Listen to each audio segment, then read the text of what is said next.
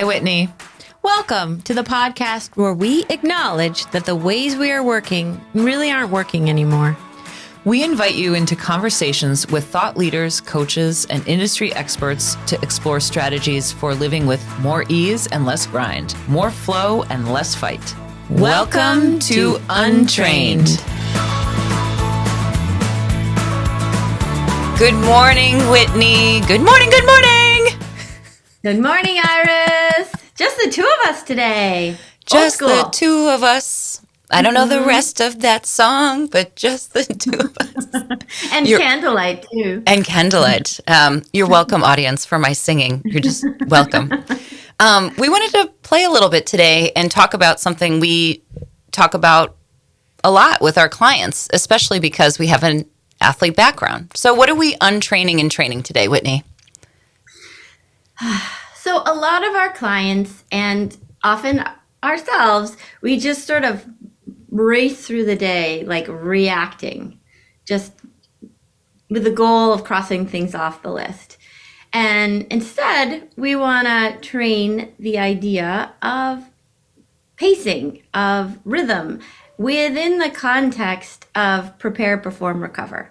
Thinking about the kind of mindset, the kind of energy, the kind of intention we need to bring to preparing for certain things, the performance itself, and then the recovery. Because the research says when we do that, we not only can be more present to our performance, but we also we're less likely to burn out. We can have more energy over the long haul. So, and it looks different for everybody. There's some nuances in athletics, but there's even more nuances in the corporate world. So anything you want to add to that? No, I just had a thought. The other day I was talking to one of the fencing athletes at the fencing club my sister owns here in Rochester, and I said, she's been fencing since she was about 6 years old. She's about 15 now. And I said, do you have a mental performance warm-up or routine?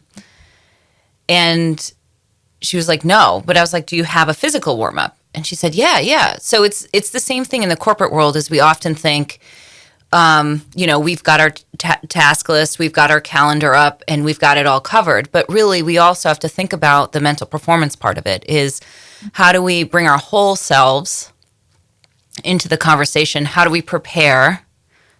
How do we perform and then recover our whole selves, not just, the tasks at hand? So, it's very top of mind for me because of this conversation with an athlete, and it's very parallel in these two places. Absolutely. So we jump right in? Yeah, let's jump right in. I think we were going to start with some cases or some thoughts around here's what we're working on with some of our clients. Before we do, remember that episode with Andrea Holland about personal brand? Yeah, because somebody's got sparklies. I have a personal brand moment here with my purple tinsel hair. So Whitney, and I'll just kind of a little bit of probably vulnerability. Whitney's actually a unicorn. Yes. And now I have purple hair to prove it. Yes. That Whitney is untraining this corporate Whitney side where we feel like we need to show up as something, and she's really embracing who she is. And I love it. And I love the hair. I hope it keeps going. It's amazing. So put the tinsel in the hair. Nice branding. Thank you. You're welcome. So let's start with some cases. You had one top of mind, I think one of your clients that you wanted to talk about. Well, I have an awful lot of clients where the conversation goes, and I can talk in a moment about a case study like this where, you have to perform for something. You have a high stakes meeting. You've got a lot of people coming to the meeting. Very many reasons why you can feel like you have a high stakes meeting. So really asking people in those instances to think about how to get their energy up for that and then to come down from that. And then I have some clients who are they're the brainstormers, they're the pioneers, they're the big thinkers. And for them, it's actually harder. They love being in the big high stakes meetings. It's interesting, it's exciting, it feels good to them. And they could just keep doing that. But what's harder for them is the meetings that are maybe longer and slower, where it feels like there's really important information, but it's spread out. And so they've got to be really attentive, really present for a long period of time. And that's hard for them. And they're, going really fast in their own day, and then they have to sort of like slow down to be present in this meeting. And so for them, we often talk about, how do you downshift? What are ways that you can kind of slow and bring yourself into presence? And maybe that's with some breathing exercises. Maybe that's taking 5 minutes to do something a little bit slower. Maybe that's just preparing yourself mentally for what's ahead. And then when you're done, you're going to have like the same thing. You're going to have energy you're going to need to sort of move around before you can go back to your regular pace. So I think that's been coming up more and more. And I just wanted to name that, because I think we don't always think about the things that are slower, that require our attention for a long period of time, as being the things that we really need to prepare for. But often they are. I'm getting a lot of resonance with the second person, because when it slows down, what happens is that I'm going to switch tasks, and then my brain is over into the second screen and my calendar and other things I want to get done. And I'm thinking about I want to jump into that one, because I'm thinking about also one of my clients, her feedback for her presence as a leader. They said, when you're in meetings and it's slow, you don't seem like you're paying attention, because you're often multitasking. So we really feel like you don't really care what's happening. And that could be further from the truth. She really cares about what's happening, but I think that the meeting itself has slowed down enough where she's extremely bright, very high performing, very high driving. She's like a race car, right? And so the race car. Yeah, I use the race. I use the racehorse analogy all the time. You're the racehorse. You're behind the gates, and you just want to go as fast as you can. Yeah. So let's dig into that a little bit. So she's in the meeting. She's prepared. She comes in. She's losing attention, and she's performing that way, and people are seeing it. So, what is something that can help her stay present? So, what is one thing that you help this racehorse sort of slow down in the meeting, or prepare to slow down in the meeting? What's something that they can do? Well, I think one thing, we know from learning about attention that attention is like a flashlight, right? You shine it, you can't shine it on two things at once. You can only go back and forth. But there are some activities that you can do, like driving, right? Driving we can do, or knitting, or folding laundry, right? Something that's so automated you can do it while paying attention.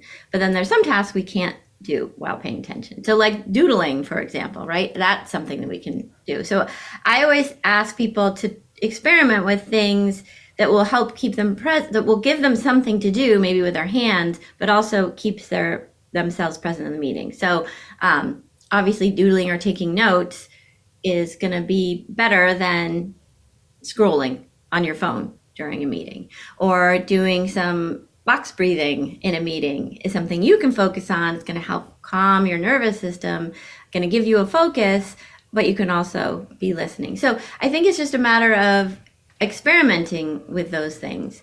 I was talking to my son last night, because we had a parent-teacher conference, and they're like, sometimes with math, not his best subject, he's right there. Sometimes he goes away. And I talked to him last night. I'm like, is that true? He goes, yeah. Sometimes I'm Iron Man, and I've left the building.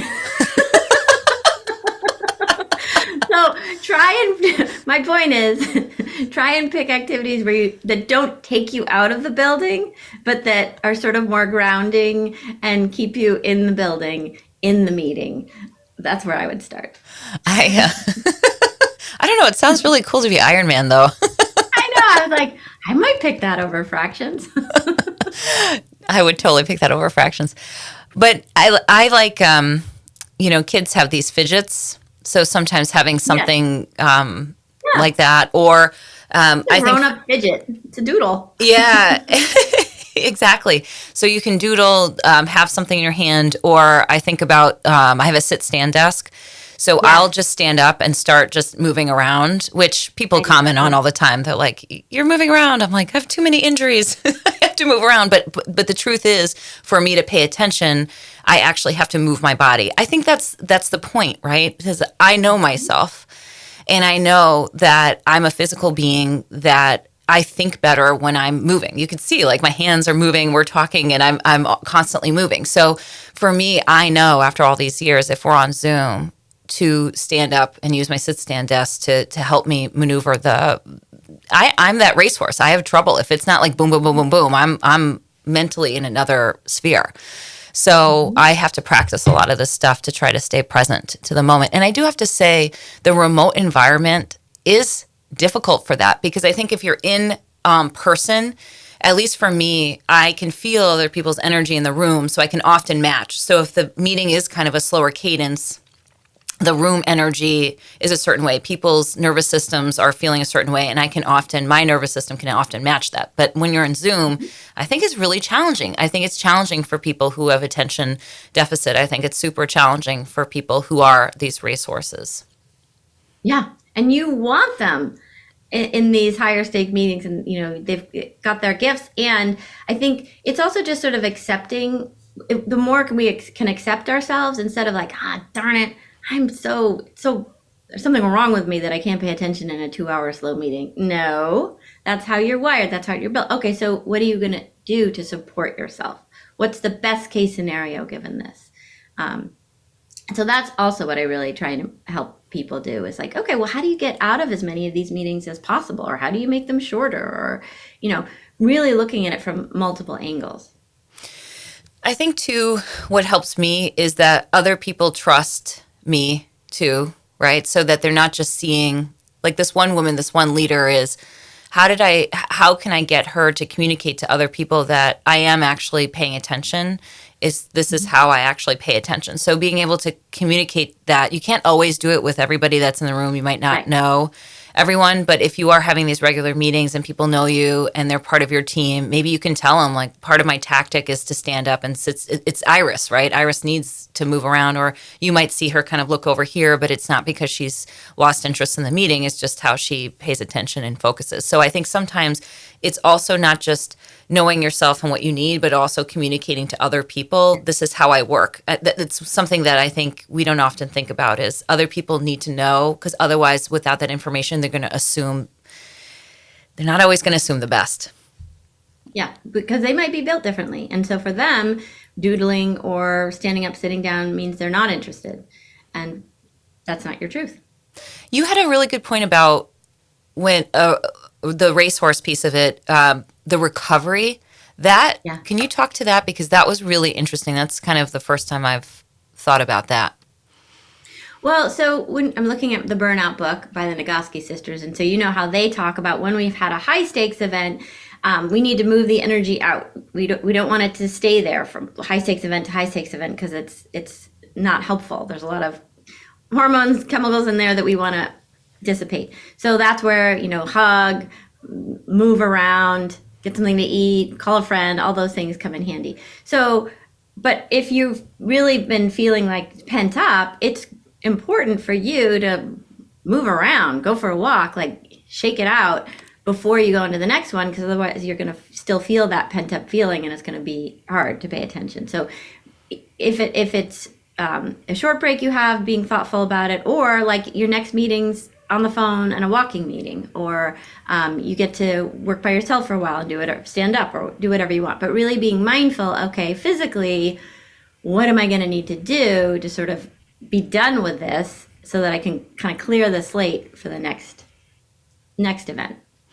What do you think is often a challenge for clients to do that? Or why don't we intentionally look at the meetings? Do we just throw them on? I think it's a training. I think it's a training of, we've just sort of, no one, I think this is new that people are talking about this. So we haven't had a lot of time to train for it. And if you look at people's calendars where they have 2, 3, 4 meetings in the same hour block with no breaks in between, that's training everybody too. It's not, there isn't a room in the structure. There isn't room in the architecture of our days to do this. So we have to be super intentional and make it happen for ourselves in these small periods of time, or to really schedule that on our calendar, and be very intentional. And again, most people are going as fast as they can, so that slow down, think these things through energy isn't always available. So it's it requires a lot of layers of thinking and planning, I think. So, I always say with people, like, just start small. Start with one meeting where you have the most control or the most trust. Just start small and try and make a shift there and then build on it, because it takes time. But I think once you bring the attention to it, that's the other thing I say. Just start to notice, right? Like, oh God, it would have been so great if I could have walked after that. Or, oh boy, I'm going a million miles an hour and these people are not, right? Just start to notice. I noticed too, just from this, when I have a full day of work, I can be in this, my nervous system's way jacked up. So I'm running and running and running. And if I don't pay attention, what happens is I will go to my phone because it will stimulate that feeling. It's almost like once the treadmill's going, I'm Yes. keeping the treadmill going. And my body's like, we got to keep the treadmill going because I don't know what's Yes. happening next. So I got to keep going. And looking at the phone, even at the Keeps end you of the going. day, keeps me wired. Yep. So I think that's another thing too, is to pay attention to your recovery routines, because you might be feeling like picking up the phone or answering all those emails or going through the to-do list. We talk about this a lot. This is such a Whitney phrase for me, is like, when I've completed this list, then I will feel better. Ah, eh. But that's not true. It's your nervous system is high. We are on this treadmill. You're kind of in that mode, and the body wants to continue down that mode. So you have to be really intentional about pulling it back. Right. So- It's in racehorse mode. It's like, all I want to do is run. But if you keep running, then you're not going to be as fast of a racehorse the next day.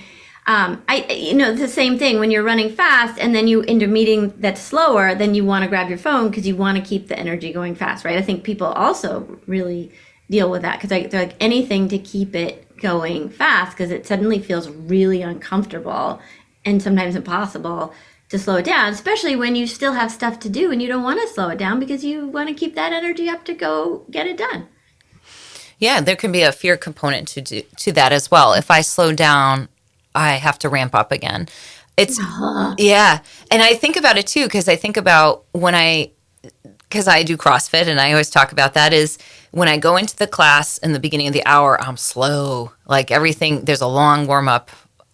I'm 42. There's a long warm up. There's like it's proportional to how old you are. You have like 42 minutes to warm up. But once I'm done with the class, the hormones are up, like everything is driving and going, and it feels so good. So it is hard, and you're like, I want to keep going in this, but it does take some discipline to say, okay, I've got to cool down. That's the thing. It's like that cool down routine is going to be important. So I got to cool down and bring myself down and then enter the day, right? Because if I'm running too high, then I'm going to just at 12 o'clock in the afternoon completely crash. So it's okay. You have to have some sort of cool down, warm up. And this is how the day goes. The day isn't just exponentially like this. There's very much a cadence and a balance to the day, and it's undulating. And you can try for that control. The last thing I'll say is there may be some times we've worked with clients before, they don't have control over their schedule. They may not have control. But, let's try to make sure that you don't have 5 days of uncontrolledness. Right? Mm-hmm. So if you have Monday and it's just meeting after meeting after meeting, let's try for Tuesday, maybe some time where it slows down. Yeah. So I would say, to the best of your ability in the big picture of your day and your week, and this is why I really advocate for the weekly preview half hour, Monday, Sunday night, where people really look at things and they can start to see rhythms. To the best of your ability, really think about when your energy is best and when you're going to need breaks, and building those in. And always getting rid of the quadruple booked meetings. That's a setup. And thinking about, what am I going to need at the end of this day? What am I going to need here? What am I going to need here? How do I anticipate feeling here? So, well, let's talk about the last client. And that's someone who spent a little time on this too, is when they're preparing to perform in a big meeting and they may not be that racehorse and they need to ramp up. What's something they can do to prepare? Well, it depends on how big the meeting is and how much time they want to put into the meeting, right? But I think always preparing to the best of your ability, like how do you want to, so what's the point of the meeting, right? Is it to build connection? Is the point of the meeting to solve a problem? Is the point of the meeting brainstorming? So what kind of energy is needed to bring to this meeting? I think that's helpful. And then what's your intention? How do you want to show up? And then thinking about, you might even be socializing some of the ideas beforehand. You might even be talking to some people who are going to be in the meeting before you even get there. I think it's helpful to think about, again, depending how high the stakes are, like, what do you want to wear? What's going to make you feel confident as possible in that meeting and like yourself? Because that's really what you're preparing. How do I prepare to feel like myself and as confident for this particular context? And what do you need to do before? Do you need to amp your energy up? Do you need to calm down? What are some of the things that you can do in the 5, 10, 30 minutes beforehand that's going to set you up to head into it in the best frame of mind?